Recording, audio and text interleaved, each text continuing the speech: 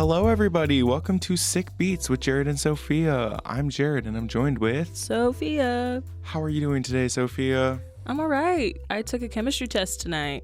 Hope it went well. Oh my God. I bet you did fantastic. Thanks. Do you feel like you did fantastic? I'm hoping. There were a few that were really confusing, but I'm hoping that I did well. I hope that the confusing ones were all just a myth and you got them right. It's a conspiracy. It's a conspiracy theory. For those of you who may be new, Sick Beats with Jared and Sofia is an interactive podcast. We're like a book club, but for music. Yeah, we are. So every week we're going to be talking about a new album. In the past, we've talked about Sawayama by Rina Sawayama. Montero by Lil Nas X. And To Let a Good Thing Die by Bruno Major. So if that's something that is interesting to you, you could go back, listen to our old episodes to get on track, or you can just stay here and hang out with us. This week, we are talking about 333 by Tinashe. So we'll be doing that in a little bit, but before we talk about the album, we like to just talk about random things we're excited about. So yeah, if all that sounds interesting to you, stay tuned. And if you've been listening to us since the beginning, thanks for joining us once again today. Thank you. First of all, we this week hit 100 total listens across all of our episodes on the podcast. Yes, that's so exciting. We're so excited about that. And I wanted to shout out our listeners to countries that are not in the US. We've got listeners in Australia, Mexico, Germany, and France, to name every other country other than the US that listens to us. Yes, yes. So if you're from one of those countries, thank you so much for dedicating some of your time to checking us out and listening to us talk about a lot of nonsense. And for all of you, going back to that 100 listeners thing, we just want to thank you so much for interacting with us and listening to us and sticking with us. This is episode 5, which is really crazy. Next week will be 6. Oh, wow. Sophia, any upcoming music that you're excited for? Well, Jared, funny you ask. Last week we were talking about the rumor going around that Adele was going to pop in with a whole album. Yeah. She didn't. Instead, it's a single. We're getting a single. So they were partially right. She's coming back, but it's with a single, which possibly means that there's an album coming. There has to be. I mean, the 30s say it all. I think we talked about that last week. There's 30s just all over the world. And then she changed her Twitter layout, and then Instagram and Facebook went down, which wasn't her fault. But no. I like to accredit that. She broke the internet. To Adele. Adele broke the damn internet. But I'm so excited. The little teaser that she put out is really fun. How many times have you watched it? A lot. Same. I watched it like right before class started. I was like, everybody shut up. Adele is speaking. I did. I paused. Like, I think I was listening to my Sick Beat chart, and I paused it because I saw that she tweeted something, and I listened to it and I was like, what? And then my lovely boyfriend Damian pointed out that the piano instrumental that comes in is in the same key as All I Ask. Ow. That's I could have gone without that information. I'm gonna cry for the next 3 years because then now. Like I kept watching it, and then every time the piano would come on, he would start singing All I Ask. Iconic. I'm so excited. That comes out next Friday. It does. The 15th. We're not sponsored by Adele. I'm so excited. I wish we were sponsored by Adele. I wish Adele was with us right now. Yeah. Oh my God. Adele, she if you're listening. She probably would take her shoes off. What? Do you not know that about Adele? What? When she's on stage, she'll just take her shoes off because she's like sick of being in heels. So she'll flip them off. I've never worn heels, but relatable. Yeah. Adele, if you're listening to this, come to our studio, take your shoes off, listen to music with us. This is Adele. An open invitation. This is our open letter to Adele. Adele, our social medias are at Sick Beats with JS. Not SJ. Yeah, exactly. Adele, Ben Platt, Lil Nas X, Doja Cat, Ariana, while we're at it. Yeah. This doesn't really have anything to do with music specifically, but I wrote it down because it's so funny to me.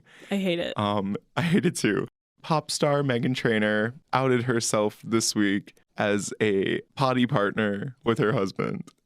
Why would you say it like that? I just had to write something. It was a headline. I wrote the headline. Not the party. The partner potty. Partner potty. Patent pending. Oh no. Oh. All the theater kids are going to use that one for their warm-ups. Yeah, so I was just scrolling through Twitter trying to find some interesting things to talk about. And I was like, why is Meghan Trainor trending? People don't talk about Meghan Trainor. And it's because she's tweeted out that her and her husband have side-by-side toilets. They go pee together and they pooped together once. Yes. My question is why? I'm trying to find the original tweet. Yeah, I don't know how it came out, but there's like E-Talk wrote something about it, saying the couple who pees together stays together. I'm scared. Couldn't relate to that one. But like, they just hang out while they pooping. I hate that. Which I wish I could be like, goals, but you. No, it's not. That's goals. not for me. It's the worst. Meghan Trainor, I'm only judging you slightly. As somebody on Twitter said, I don't remember this part in Dear Future Husband.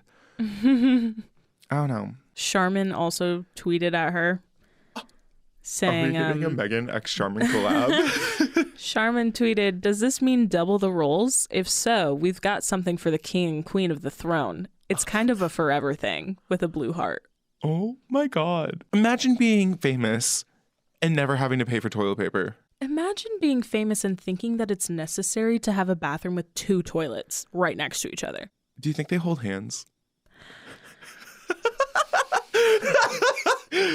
For those of you that didn't hear that, I just sharply inhaled and died a little bit inside. Oh, this is the first episode coming out since I put out posters around my school building. Oh, no. They were talking about pee and poop. You are. I I'm am. just reacting to it. Anyways, so yeah, Meghan Trainor and her husband hold hands on the potty, and Adele's coming out with new music. Yeah. All is right in the world. And I think I heard something about Adele. She not only is coming out with her single next week, but there's also like some sort of feature that she's doing with somebody else. I thought I read that somewhere on the 23rd. Is it the Nicki x Adele collab that was teased forever ago? No, I don't think so. I think I would have been more excited about that. That's interesting. Adele being featured? Has Adele ever done a feature or had a feature? I don't know. I don't think she has. I don't think any of her albums have features. I'm looking for it. Adele, we're studying you. We're watching Oh my gosh, you. she just did a Vogue photo shoot. She looks great. She's killing it. She has never had a feature on Yeah, any of her songs. I really thought that I read that she was doing a song with somebody. If you're wrong, oh well. If you're not wrong, I'm excited.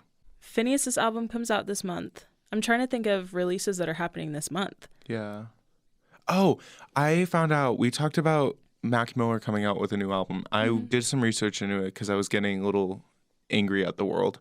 And it turns out it's not a new album. It's just one of his old mixtapes are being brought to Spotify and other streaming platforms, which I'm more okay about because that's music he intended for people to listen to. Yeah.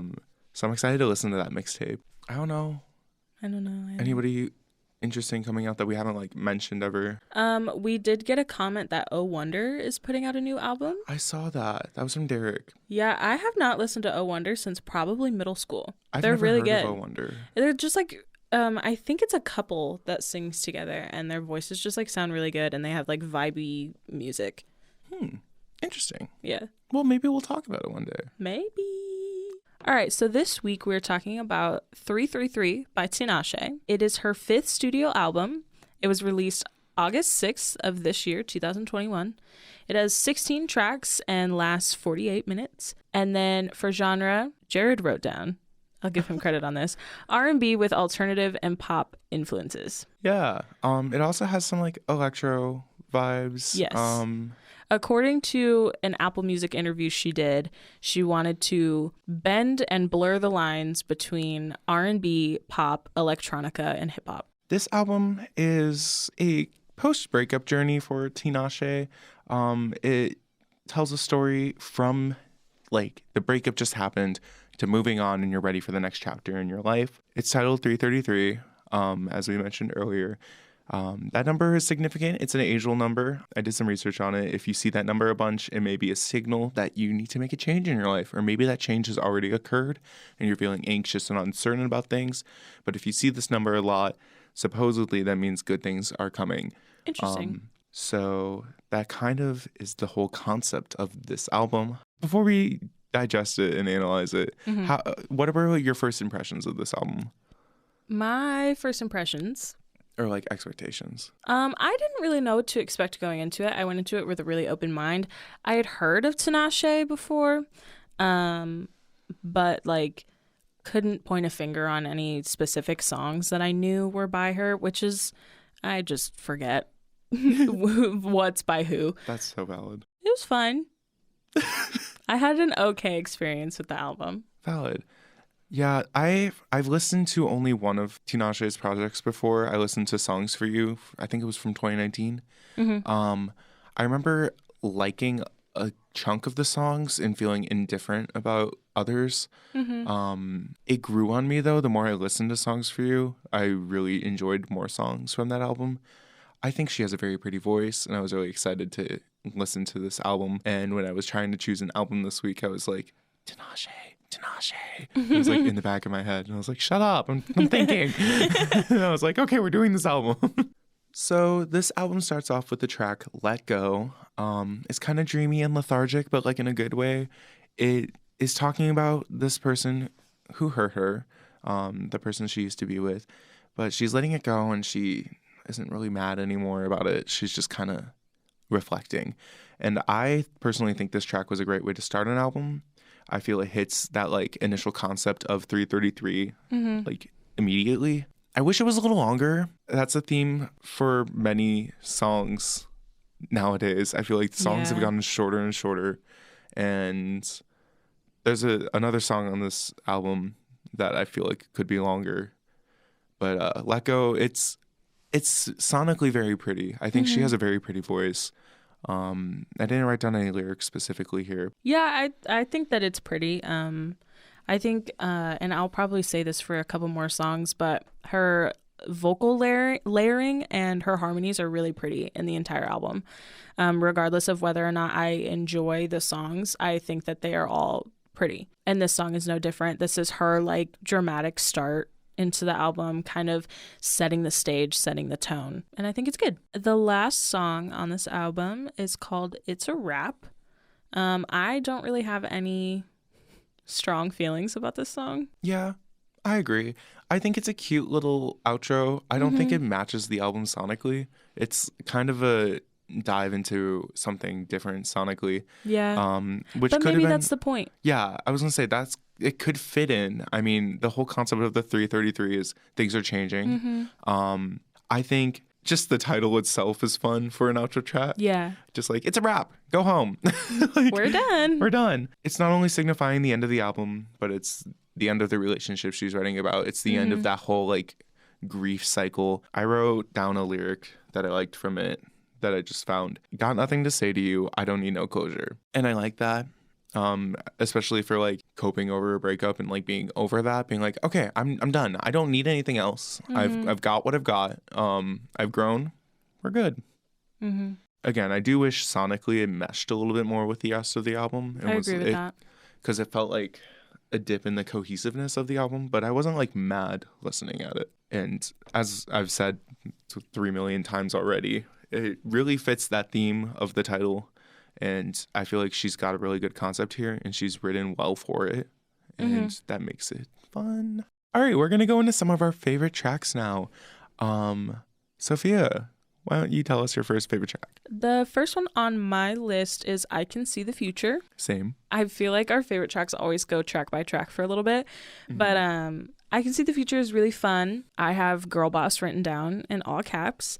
And she gives like a really relaxed sense of confidence in this song, which I enjoy. Like laid back confidence. Like, I'm cool. I'm a boss. Yeah. So what? I really like how this is track 2, and the contrast between track 1 to this track is very apparent. It contrasts like crazy, because we go from like that like slower kind of vibe to like, okay, we're going somewhere. It gets a little bumpy. She gets a little aggressive with her lyrics, and she's like, "You're dumb, bitch." Like, you know. I really like it. I wrote down, "I'm not a psychic. I can't read your mind. If you're with it, then don't waste my time." Which, as you say, gives girl boss energy. Yeah. Every time I listened to it before I read the lyrics though, I thought she said, "I'm not a saggy," like a Sagittarius. And I was like, okay. But it still works. I just like that, like, I'm here. This is where I'm at, and I can see the light at the end of the tunnel in this like grieving situation over this man or woman. I don't really know anything about that specifically. Yeah. I also wrote down, faces picture perfect. This body is on 10. I don't argue with this bitches. They petty. They all fans. I like that line. And that is a mindset that I will be carrying on for the rest of my life. If you don't like my work, you're petty. I'm joking, obviously, but I just like that vibe, that attitude. It's like, no, like, I'm gonna be me, and if you don't like that, it, go bad. somewhere else. Yeah. So this bridge, I mean, the whole song, she's singing and kind of being hard and aggressive in the verses, getting like soft and laid back in the chorus. But when she's going hard in the verses, it's not like, it still sounds very laid back. She just, like, the lyrics are just aggressive. But in the bridge, she starts singing. Like, like everything about her voice kind of changes and it sounds like two different people. Yeah. But it's her. I don't know. I really liked it. I agree when you say this is one of your favorite tracks. I have written down the beat is like really easy. Like everything about this song is just kind of like easy and smooth and you just kind of like ride with it. Yeah. And I think that sort of instrumentation and that like backtrack goes really well for the attitude that she's putting in, because it's like, this isn't bothering me. You're the only one that's bothered. I'm just like being myself. And then I also have written down from the chorus, I just like I can see the future and it looks like you and I can see the future and it feels like paradise. I just thought the way that she sings that is really pretty. Yeah. I like those lyrics you pulled out. And I like how you said it was easy, because I feel like sonically there's nothing like innovative going on here. This isn't like anything like new sonically, but she's in her element and it sounds really good. And like, the song came on and I was like strutting around my apartment, like, and I was like, thank God nobody else is here because this is embarrassing. You have like no choice but to become a girl boss when you listen to the song. So as we do these favorite tracks, we try to keep it in order of the track list. And Sophia's just happens to be the next song. It's not the next song. Or not the next song, but like the next song in order of the track list. Let's talk about your next favorite song, Sophia. Yeah, my next favorite song is Shy Guy. I love the beat in this song. It like almost reminds me of Undertale. I'm about to expose myself. I love the soundtrack from Undertale. I'm not ashamed of it. It's a good soundtrack. It's so good. And the backtrack and the instrumentation of the song just kind of reminds me of that. And it's like so easy to just like bop your head along and like kind of headbang to it. And I just feel robbed. I was talking to Jared about this before we started recording. I feel robbed because the song is so short. Yeah. It's so short and it makes me so sad. I wish that it was a bit longer. I get that it's a transition into bouncing, but like, no, I want more. Yeah. Give me more. And don't give Shy Guy the interlude treatment. I want another verse. I agree. This song is one of my favorites on the album. I just don't revisit it so much because it's so short. Yeah. Like when I was doing my initial listen of everything for the first time, I was like, holy shit. Yeah. This is a song. Yeah. And then it stopped. And then it wasn't a song. Yeah. It's a ringtone. It's a ringtone. Like, I really like it. I agree. The instrumental is very video gamey. I feel like I've heard this in a Mario Kart track. Like, it's so good. I really like it. The lyrics are fun. As I'm reading the lyrics, I always say the lyrics is fun as I'm reading the lyrics. I'm like, was that an actual accurate statement? I have a lyric written down, Jared. Give us a lyric. I have Shy Guy always saying it's the wrong time, even though you know it feels right. Love don't fit into your timeline. And I just really like the love don't fit into your timeline lyric. I feel like that's something different that I've never heard before. Yeah. Like there's people can say, oh, you don't have time for love, or like what do you mean? Like, this isn't the right time. But, like, love don't fit into your timeline. I feel like that's a smarter way of putting it. Yeah. That lyric is very much, I just don't have time for a relationship. Yeah. Grandma. Well, and, like, this is her, like, telling this person that. Mm. Like, what do you mean you don't have time? Like, you know that this is correct. You know that this is right. You know that this is meant to be. So, like, where are you? Like, okay, Shy Guy, I guess I'll see you on the track with Mario. Yeah, that's a good favorite track. I do wish it was not a ringtone though. Yeah, and the last thing I have written down is that the transition into Bouncin' is really smooth, and I enjoy that transition, even though I don't enjoy Bouncin' as a song. Hot take. Hot take. But I think it's because I like Shy Guy so much more than Bouncin' that we get into Bouncin', I'm like, dang.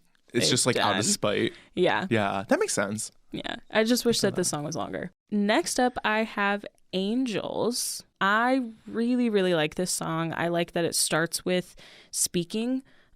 We touched on this a bit last episode with To Let a Good Thing Die, how Old Soul starts with like kind of a voice memo-y, like conversational clip of audio, and this one does too. And I have these lyrics written down because I like what this man says here. Those folks believe one thing of themselves, thinking that they're aristocratic, but yet at the same time they're just hiding and are masked behind their own belief of themselves. And then Tinashe comes in and she's like beautiful and like is singing about angels and like all this stuff. Yeah. But I like how this song starts a lot. Again, I like the beat and the instrumentation in this song. And then I also have, I believe it's a lyric from the chorus, but just sunrise on the city of angels. Every day more friends are feeling like strangers, but you and me always feel right. Gotta go home, but I'll see you in the morning. I like it. This song is really pretty. I find myself having a hard time remembering how it sounds, but it's a good one to have as one of your favorites. It's just really pretty. Yeah. My next favorite track is Undo, Back to My Heart. I just love this one so much. I could talk about it for 3 years.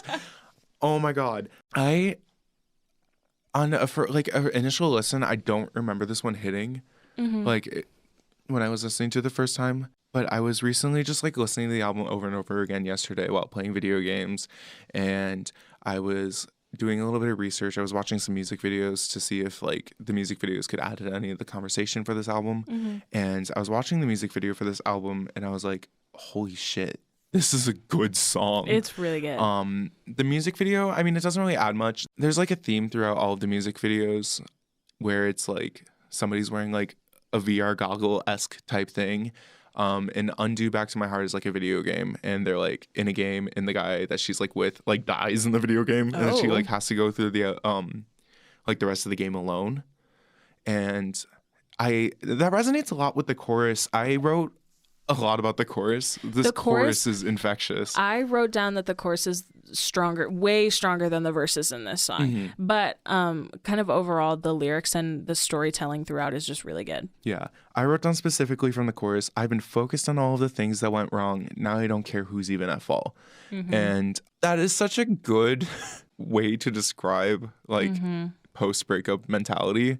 There have been times in my life in like past relationships where I'm like, I don't even care that like you may have cheated on me. I just like need somebody. Yeah. And like fill that void that was once filled by you. I would agree the verses aren't as strong as the chorus, but they aren't like bad to the point where I'm like disengaged with the song. I just think that the story that gets told in the chorus is just like so good. Yeah.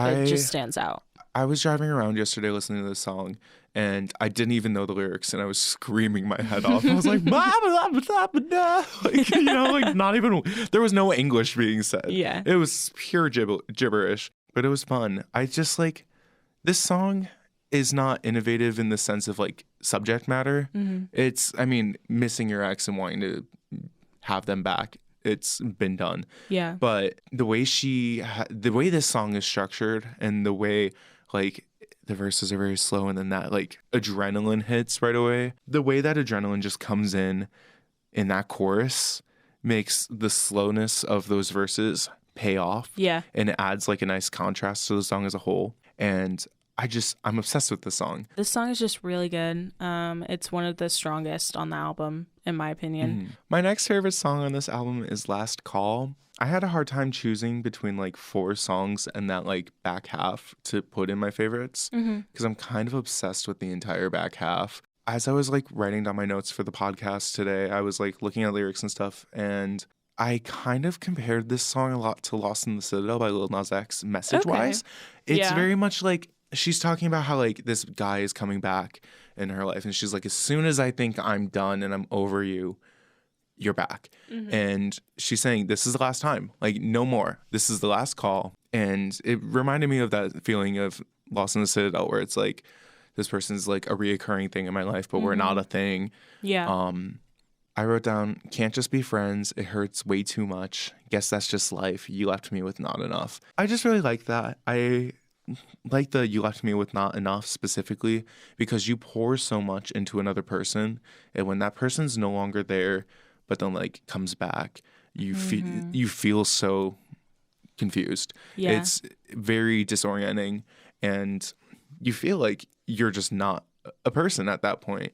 And like your cup's been knocked over and you can't get that water back. That was a stupid metaphor. I apologize. No, I think no, that's good. Yeah. And I just think her voice is so pretty, and she's singing from the heart, and you can tell on this track.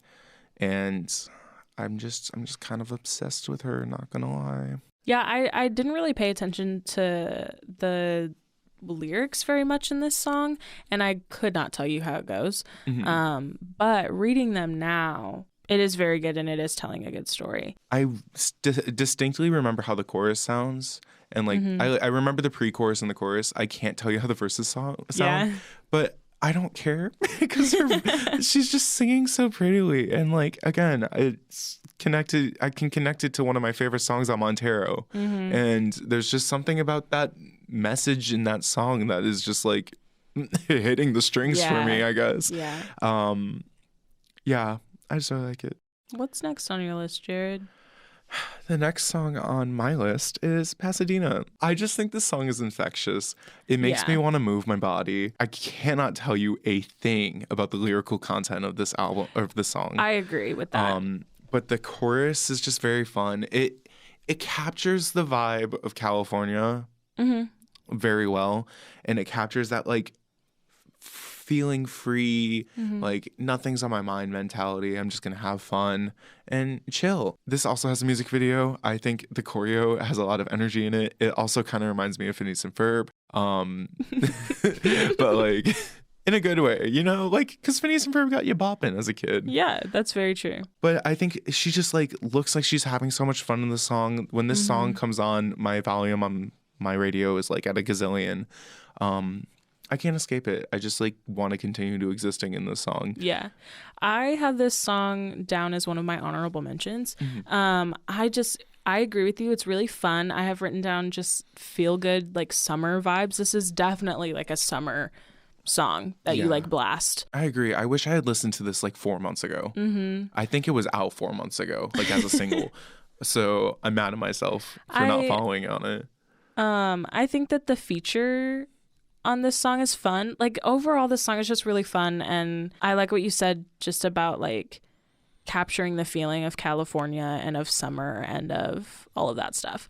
And I also think I'm bringing up again just the vocal layering that she uses is really interesting and really pretty. Yeah, the whole album's mixed very well. Yeah. Next up, moving on to our least favorite tracks on the album. Jared. So in my least favorite tracks, I just want to put a disclaimer for my end. I don't think there's a skip on this album necessarily. There's just like critiques of like, or like songs that just didn't hit the mark for me specifically. At the end of the day, I'm listening to the full album, and even if it's not something that resonated with me, I don't dislike it enough to hit next, if that makes sense. I only have 2 listed here. The first one's Unconditional. I think it's sonically pretty. I just cannot tell you how it sounds. I agree with that. It's like my main thing. I wrote down specifically in my notes, I feel like every time I listen to it, I'm like, oh, that's good. But as soon as it goes away, it's gone. There's no memory. I agree with that because I do enjoy Unconditional when it's in my ears. But I completely agree that once it stops playing, there's just nothing. If you were to put a gun to my head and say, tell me how the song goes, I would be dead. Like, the only thing I could tell you is like, take my pulse. I can't feel it no more. I think those are the lyrics. I couldn't even tell you that. I mean, like I said, vocals are good. It's mixed well. I just cannot tell you how it sounds. And maybe that's just because Unconditional and Angels sonically are very similar, and they're right next to each other on the album. Maybe sonically similar, but they're like at the same like tempo kind of wise. Yeah. And I like Angels a little bit more. I also still cannot tell you what Angels sounds like either, unfortunately, which is kind of like a theme on songs that aren't like my main favorites. I feel that way. Exactly the same. Yeah. But like I said, I'm not going to skip the song when it comes up. I just won't remember what song it is when it starts playing. Next up on our least favorite tracks list, we have Bouncin' Part 2. And Jared and I were kind of talking about this one before we started recording, just that we didn't really feel a purpose for it. Yeah. I'm so indifferent about this track. It's not even funny. I understand having a part 2 to one of the earlier songs at the end for the whole theme of the album.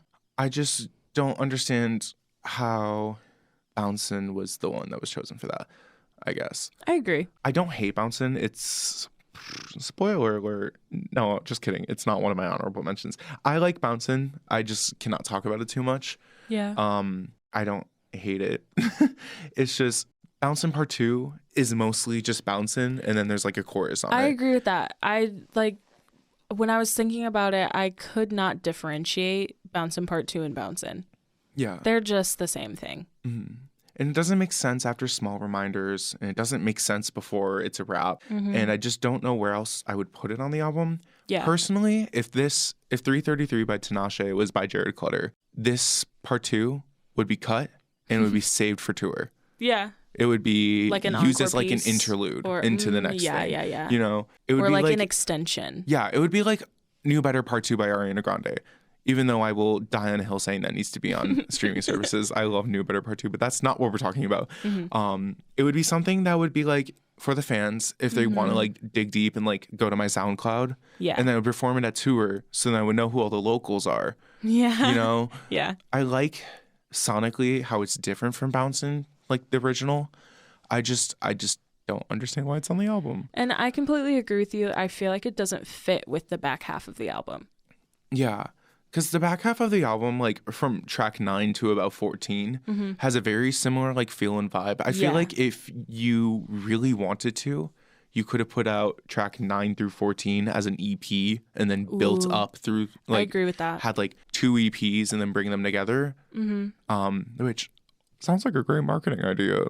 Just saying. Superfruit. It's like Superfruit or Hayley Williams. Yeah. I mean, I'm just going to continue to repeat myself. I just didn't really see the point. Yeah.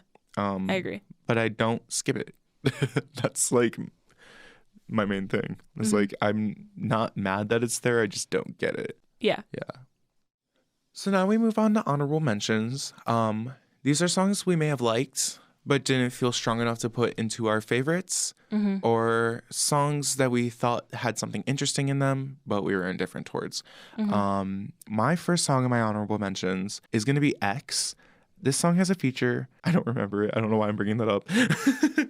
It's not a bad feature. Yeah, it's not a bad feature. I'm having a hard time remembering it right now. Lyrically, this song doesn't really do much for me, other than the fact that like it's like X marked the spot and like the X is you, which I think is interesting.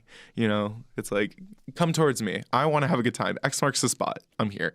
I think that's fun. Sonically, I'm addicted. It's kind of bouncy. It's kind of fun. It gives me the feeling it gives me is very similar to how Payday by Doja Cat featuring Young Thug makes me feel. I have not listened to that. Well, and I know that you tweeted about it, and I'm so sorry. Yeah, I don't know. It's just like it's got such a fun sound that doesn't feel like it's like taking itself too seriously. Again, when I was listening to this album yesterday in my apartment cooking dinner, I was all over the place in my apartment. Thank God I was alone. This song is very spicy.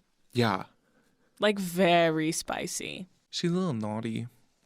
She's rated X. She is. She's rated X. It depends on the song, but I struggle with songs that are, like, very, not explicit, because, like, cuss words don't bother me. Yeah. But when they're, like, raunchy or, like, explicitly about sex, it takes me longer to like them. I had the same problem with Gorilla by Bruno Mars, which now I think that Gorilla is like amazing. Like it's such a good song. He sounds so good, but it might have had something to do with the fact that I was probably like 10 when that song came out. Yeah. But, me at Let's Be Friends by Emily Osment, when she said somebody was hot and she wants to make out with them, what? Not allowed. Not in my good Christian school. But not to expose myself as a goody-goody, but songs that are very spicy and about spicy subjects just take me longer to get into. Yeah. I want to play this one in front of my mom.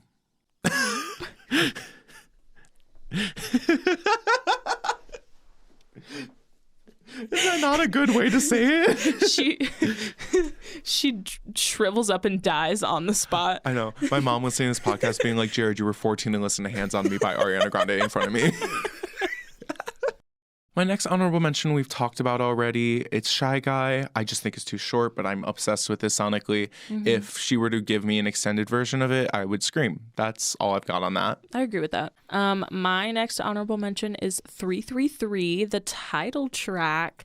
The only reason this isn't in my honorable mentions is because I only like half of the song.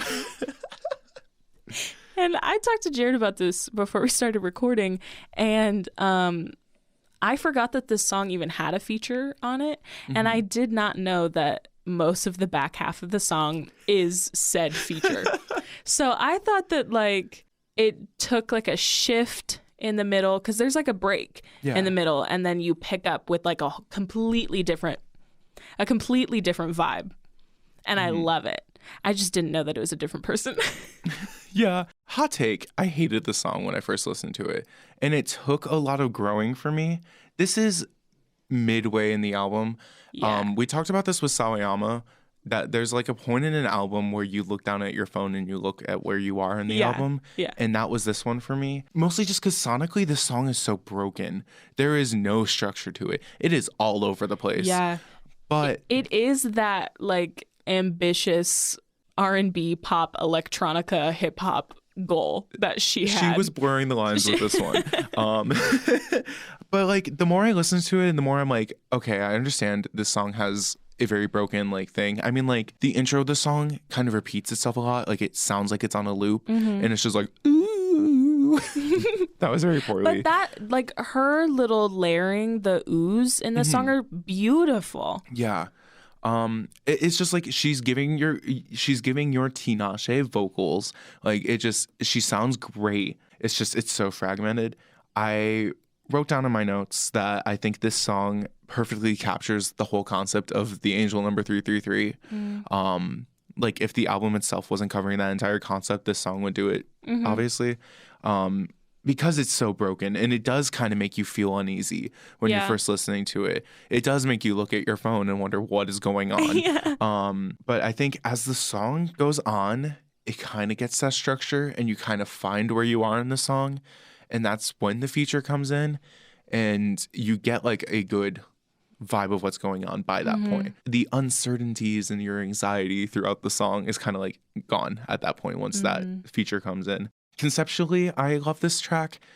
If we're looking at it at face value, the feature body Tinashe on this. No, for real. And like I agree with that, and I didn't even know that I agreed with that until you told me that the second half is the feature. Yeah. Like I literally was like, why is the second half of this song so much better? And I have written down, it gives me like Doja vibes almost. Yeah. Like I don't know, just the vibe of it. Yeah. And for anyone wondering, the point in the song where I start enjoying it, which sounds so harsh, it does, but the lyrics that start it is the start of the feature, and it just says, "What's the first thing that I think of when I wake up? Thank you for the sun. Now I best get my cake up." I love that line. I love that line so much because I love how she could be like, "I get my butt up, I get my ass up," but it's the way that she goes, "my cake up," and it rhymes with wake up. And Genius. I love the way she says, "Thank you for the sun." I don't know. Yeah. It's good. And then like this second verse, I mean, I could talk about it a long time, obviously, but it's still kind of fragmented a little bit, like in the way she's delivering it, like flow wise. And then she goes, "I'm a sad and lonely bitch, I'm cold, so could you hold me down?" And it like finally everything connects at that point right there. And I just think it's interesting. And sonically, that entire second verse is so pleasing. I think absolutely killed it. My final honorable mention before we get into our overall thoughts and opinions on this album is The Chase. The Chase for me was really interesting because it's sonically different from the album, but it still like carries certain like themes sonically from other songs. Like you can kind of pair The Chase with, like I said earlier, like Last Call, Let Me Down Slowly, in Pasadena, and it makes sense. But this song gives me this like not the 1975 but like Bleachers coming of age type sound. You know, I wrote down specifically, it gives me coming of age film vibes, but like in a good way, such as like Strawberries and Cigarettes by Troye Sivan. There's just something about it that I really am like drawn towards. It's not like going to be the first song I click when I go to listen to the album, which is why it's none of my favorites. But when I click on the song first that I listen to, I click it specifically so that I hear it within like the 3-song cycle. Yeah. If that makes sense. Yeah. I wrote down, if you act brand new, I can't change your tune, which I think is very interesting lyrically. Like that idea of there's nothing I can do. You've kind of cemented this impression of you in my head, which I thought was interesting. I thought this was going to be one of your favorite tracks because it's sonically kind of similar to some stuff you listen to. I could not tell you how it goes. Yeah, that's very valid, honestly. I don't know. I was like listening to this and I was like, I feel like Sophia's going to like this one. And then you didn't mention it. I was like, maybe I misread this. All right. Thank you for listening to us talk about our favorite, least favorite, and honorable mention tracks from this album. To wrap it up, we're just going to quickly go over our overall thoughts from the album. So, Jared, why don't you start us off? It's become a trend where I write a whole paragraph to justify my number rating. So I'm going to just kind of riff on that. Overall, I think she did a good job with this album. I appreciated it more overall than I appreciated Songs for You, her last album. There were some songs that I'm just like, I have no ability to remember them no matter how hard I try, even if I liked them a lot. Like, I know specifically I mentioned that for like Unconditional and Angels specifically, but like even some of the songs I do like, I still have to think a little bit to remember how they sound like. But if I'm sitting there and I'm listening to the album front to back, I'm not skipping anything. If it comes up on my playlist, I'm not going to skip it. And I definitely do enjoy existing more in the back half of the album than I do in the first. I just think that's sonically where my taste thrives in more, is in those back half songs. But overall, I do think it's a very good R&B album, and I hope she gets a little more recognition because I do think she is an underrated artist. However, I would be lying if I said this album does not make me think about any other R&B artist in the sphere. Like, I was listening to this album driving and I was like, ooh, I'm going to play some Victoria Monet next. I'm going to hit up Chloe X Halle or Kalani or something. I don't think that necessarily changes the lasting value of this album for me, because I do find myself enjoying this album past listening to it for the podcast, but it's worth mentioning. I think she's a great R&B girly. I am excited to see what she does with her tour of this album. I'm excited to see what she does after this. I do wish she gets more recognition and more acknowledgement for her work, because I think she's killing it, especially as an independent artist. But overall, I'm going to give this a 7.5 out of 10. I was in between like 7.5, 8. Yeah. It's by no means a perfect album. And I think if I weren't so drawn to this genre and this like kind of sound, I might not enjoy it as much. But I really did enjoy it, and it'll definitely be in my rotation. Going into my thoughts, this album definitely has some fun moments in it. You talked about how you see yourself existing mainly in the back half of the album. I seem like myself listening to just the middle portion, really. Yeah. I do. I think there's fun moments. I think that the instrumentals, her vocal layering, harmonies, things like that are really fun throughout each track. But overall, this album doesn't do a whole lot for me. And I wouldn't say that I'm not drawn to this type of music, because I am. But I don't know. There's just something about it. I think you mentioned, like, there's just lots of songs that don't stick with you. And that even though they're not bad, because I don't think that any of song from this album is like bad. Yeah. Or like a solid skip. But I do have just a short number of tracks that I would listen to again. And overall, I'm going to give it a 7 out of 10. If we're giving it like the project as a whole, like a rating without like thinking about like each individual song and like as a concept, I think my rating would be higher. I think it would be 8.5. I agree with for that. concept. Yeah. But if we're going like through our analysis, talking through each track and like thinking about it, there's a lot of songs that just lack the glue. Yeah. If that makes sense. It's a cohesive album, but the songs themselves are lacking the glue to like latch into my brain and stay in there. Yeah. Which is I mean, if you're not remembering the songs, I mean, what good is that going to do you? Yeah. We didn't even talk about some songs that I like, and that's mostly because I just can't Don't think remember. of them. And even when you and I were finishing up our notes, we had to play at least the beginning of each song, even our favorites, just to be like, how does that one go again?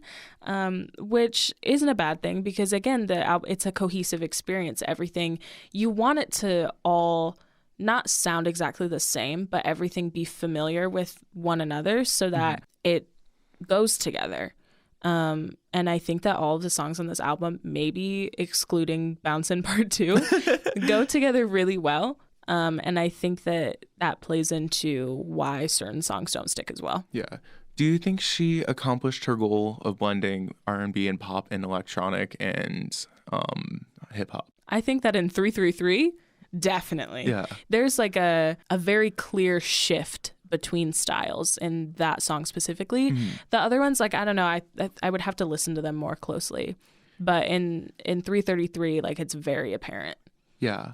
I think overall, this album's going to be a grower for me. Yeah. I feel like the more time I would spend with it, the more I listen to songs on the album, the more they'll stick with me. I'm thinking of like songs specifically like Small Reminders or Let Me Down Slowly. Ones I know I liked, but I just did not feel any strong opinions for enough to like sit down and talk about. I think the more time I spend with this album and the more time I give myself to like fully digest, like past here's my like thoughts throughout like a week of listening to this album. Yeah. I think I could see my rating like go up in the future if we were to ever like look back at albums. Yeah. And that's something I feel like we don't touch on enough is the fact that we are only listening to these albums 3 or 4 days in advance before we do this whole deep dive and analysis and rating. And I think it might be fun to revisit a few albums. Maybe once we get a little bit more established, we'll try and come back to something that you guys think we didn't do fair. Yeah. At the end of the day, though, it's a good album. I wish I saw more people talking about it, in all honesty. I feel like I haven't really seen anything other than like I saw the album art one day, and that's what made me think, hey, maybe we should talk about this.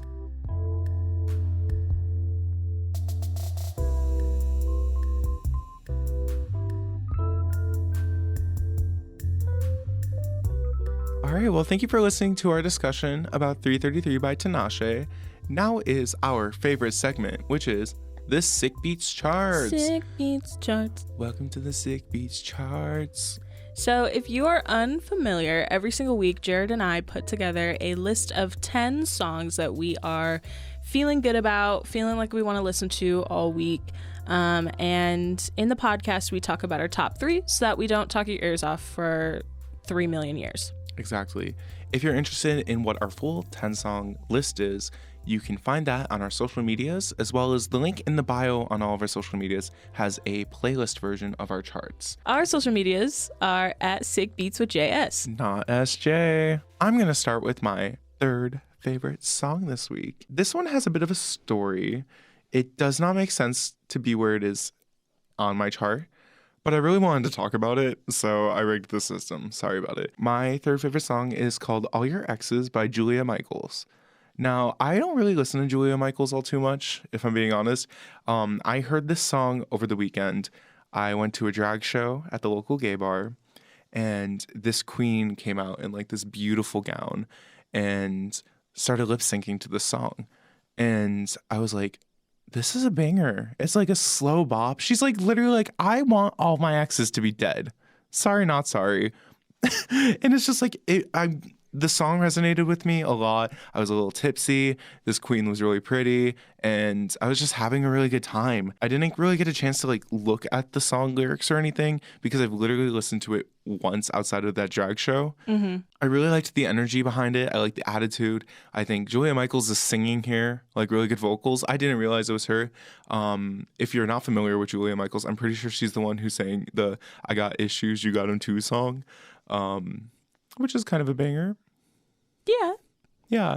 I don't know. I really liked it. I like how I discovered the song, and I like how when I found out who it wasn't an artist I was thinking of. It was somebody who I've heard in the past but never like checked out other than that. And it makes me feel like I need to check out more Julia Michaels. I don't know. Yeah, I always like when a song comes out and it gives you like a refresh on an artist. My third favorite song this week is a song by Matt Maltese, and it's called Like a Fish. This song has resonated with me for years and years and years. It's from his album Bad Contestant, and this song has a really big like classic feel to it. And that's kind of how the entire album is. He goes for a more classic approach to his songs, which I appreciate about him because every album is kind of a different vibe. This song is him talking about his ex finding somebody new. And I just really like the chorus. He says, like a fish, that's how I drink these days. It numbs the envy I have against your tall, kind man. He's so much taller than I ever will be. I like that. It's so good. That's really good. He also like brings up, I think in the bridge, he's like, I wish that I could fill his shoes, but I'm only a 7. And I just think it's so good. That's some quirky, relatable lyric writing. And he like serves vocals in this song. I love that. When you first said the title of the song, Like a Fish, there were a gazillion thoughts that went through my mind of what it could sound like. My first thought was, is this a parody of Lizzo's Like a Girl? And then it went to, is it like a fish that's dead at the top of a pond that I had to pull out of the pond, or like a fish like I just bought my third beta fish this week because they die immediately. You know, there was just a lot of different thoughts going on in my head. But I like that he's just a little jealous. Yeah. Drinking a lot. She found a hotter man. How dare she? For real. Disappointing. The second song on my chart is The Feels by Twice. This is a song by a K-pop group, but it's all in English. This is their first time doing an English single, and I'm kind of obsessed because, oops, it's a banger. It is, how could I describe this song? I don't think dance pop is the right word, but it's pop that makes me want to dance, so I'm going to call it that. It kind of has this like throwback sound to it that is kind of prevalent in music a lot these days, especially in pop and in K-pop. But they sound great vocally in that sound. It's just, they are very talented. I think Twice is one of the best girl groups, period, right now. I wish they had more recognition in the States, and I think this song is going to be great in propelling their career out here in the States. It's all in English. I didn't really look at the lyrics to like bring anything to the table here. I'm very impressed that they are able to sing the English language as well as they do. Yeah. I know some of the girls in this group have a hard time with English. That's not clockable on this track. Which I'm like very proud of them for. The choreo was fun for the song. I just love them a lot. And I'm glad that they came out with new music. And it's been a song that's kind of been an earworm for the past, since it came out last Friday. So yeah, I've really enjoyed it. Sounds fun. My number 2 on my chart this week is a song called You're Not Special Babe by Orla Garland. Let me go check and see if this has ever been on my chart before. I don't think it has. I'm just like recycling Orla Garland songs. Your chart is slowly just going to have the entirety of Orla Garland's first album on it. I think this is like the 3rd song from her album to chart. Maybe the 4th. I've done Codependency. It's the 4th. Yeah. Madison, More Like You. And now this one. Let me just intro this. Jared mentioned it, but this is from Orla Garland's debut album, Woman on the Internet. This song has a music video. I haven't watched it, but I've heard that it's like really visually pleasing. It's kind of like a check yourself before you wreck yourself sort of song. As the title suggests, like, you're not special, babe. She's singing like to herself instead of like calling somebody out, like, you're not special, like, just because you think that you're going through the worst thing, like somebody else has it worse. I mean, the chorus, 'cause you're not special, babe. I know you feel like your life is one big mistake. I'm right there on your side. You're not special, babe, because we all go from heartbreak to happy to heartbreak. Some things just don't change. And there's a really sassy lyric in here that I like to scream when I listen to the song. It says, you're an adult now. Make your own to-do list and eat whatever you want for breakfast, which is something that I struggle with a lot, like making my own decisions and my own, like, structuring my life by myself is really difficult because I'm super close with my mom, and she's like the ultimate support system for me. And so anything that I do, even if it's just like me and Jared earlier before recording, I was talking about how I asked my mom what I should be for Halloween. Or like I tell her about like everything. So anyways, like you're an adult, make your own to-do list, eat whatever you want. Like it doesn't matter. Like you're your own person. Yeah. I kind of feel called out by the lyric because if I'm at my own discretion, like doing things by myself, I'm not going to be able to make a decision. I'm just going to go to Cane's. Like, and there's another lyric, if you could see yourself from above the sky, I think you'd say that you're doing fine. So it's like kind of a song like, stop being dramatic. Like, you're okay. Take a chill pill. Yeah. I like that lyric a lot. And it's just really good. The chorus, she kind of yells at you, and Jared knows how I feel about people yelling at me in songs. I really want to be yelled at. Sometimes I just need to be yelled at. Yeah. I never got in trouble as a kid. So, like, I was not yelled at frequently. So maybe when I you just, yelled like... at in music, it's like filling that? Yeah. Maybe, like, I never got yelled at, and that's why I have issues with motivation. Like, I just vibe all the time. So I just need somebody to yell at me so, like, I do what I need to do. Send us videos of you yelling at Sofia, please. Oh my God, no. I'm saying I want to be yelled at through a song, not by like actual people who are referencing me specifically. I'm going to yell at you, Sofia, and I'm going to play like Darude Sandstorm under it as I'm yelling at you. Your number 2 sounds great. I say this every week when you mention Orla Gartland, but I need to actually listen to her debut album. It's a really good album. I will get to it eventually. Just listen to my chart every week. There will be something from it. In between now and choosing the next album, I will listen to Orla Gartland's album. I'll report back. My number 1 song of the week is something that was teased earlier. It's time. Tinashe has made a return to the podcast today. Oh, yeah. My number 1 song of the week is Undo Back to My Heart by Tinashe featuring Wax Motif. I said this before earlier today when talking about this album and the song, but I'm just absolutely obsessed with this chorus. And every time I get into my car, I'm hitting this song. Every time I went to listen to this album to form an opinion, I wouldn't start at the beginning. I would start at track 9. I would start at Undo Back to My Heart. In the kitchen, Undo Back to My Heart. While I'm singing in the shower, Undo Back to My Heart. While I'm literally doing nothing, Undo Back to My Heart. There's just something about this song. Lyric-wise, we didn't really touch on the verses, but I am going to touch on it a little bit here. In the first verse, she's talking about her situation with her and her partner, her ex-partner. And she goes, I've been leaving you alone because I think that's what you want. So you're hitting up my line and it happens every time. And we just gotta like realize something isn't right. Or like kind of be like we need to stop existing in this like weird situation. And I like that I've been leaving you alone because I think that's what you want. That is just a relatable lyric. I don't know. This whole song just makes me want to scream at the top of my lungs, twerk a little bit, cry a little bit. You know, it makes me feel a lot of feelings very strongly.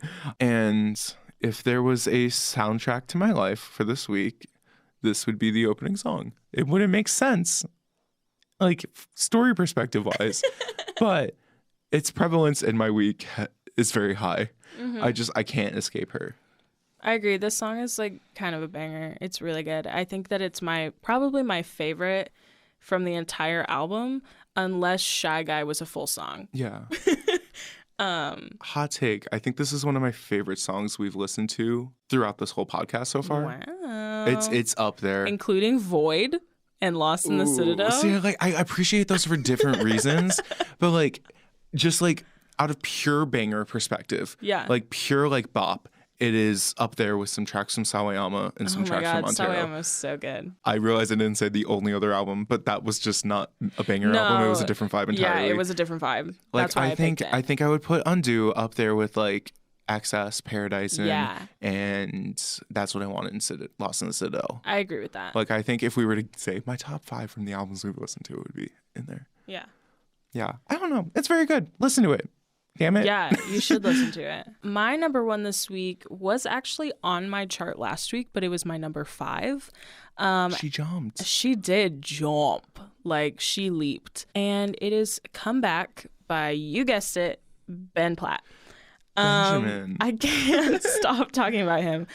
But this is a song that I didn't realize that I liked until I put it on my chart last week.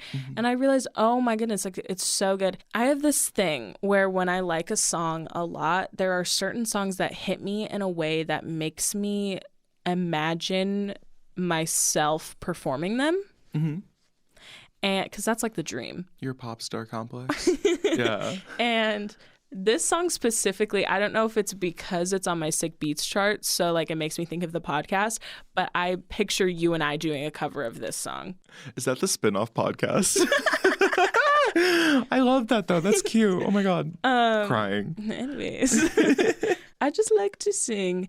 But this song, I don't even think I could tell you the story. It's about, I think it's him being with somebody, but the chorus is just really good. He says, "We got so much to see, put your love on me and we're there. One touch and we're on our way. We could float away through the air. And if we run away to a place like that, we might go and never want to come back." And I think that touches on kind of what we talked about last week with To Let a Good Thing Die, like finding a person that becomes your home. Yeah. I don't know. Moving I in. just like the "we might go and never want to come back." Yeah. That's so good. You came with lyrics this week, like good lyrics this week for the charts. Thank you. I always come with lyrics You for my do. charts. I came underprepared this week. Wow. But of course it's Ben Platt, so he's serving vocals in this song, like mad vocals in this song. He hits like a couple of sick, nasty runs, but it's a good song. I like it. My man Ben Platt. Well, those are our top 3 of the week. Yeah. Again, if you're interested in our full charts, they're out there on our social medias and on Spotify. As always, we're interested in knowing what are your favorite songs this week? What can not escape your brain cells this week? Yeah, let us know at Sick Beats with JS. Not SJ. Yeah. And like we said last week, nobody did this, but make us a playlist. Give us some songs. Yeah, nobody did it. How dare you? Haters. Just kidding.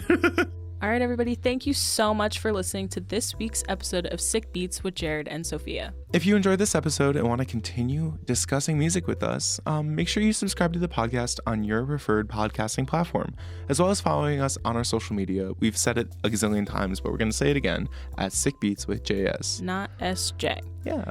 We will be announcing next week's album on Wednesday on all of our social media, so make sure to be on the lookout for that. But until then, thanks again for listening. We had a great time this week talking about 333 by Tinashe, and we'll talk to you next week for more sick beats. Yeah. Have a good one, guys. Bye, everybody. Jared, do you have a potty partner? I'm so glad you asked me this question. Let me go into a 5-minute conversation about my potty partner. Don't do it. It is my iPhone. No, I shouldn't have asked. I think that's a good one. I think that's... Although you missed my joke. I said, it is my iPhone.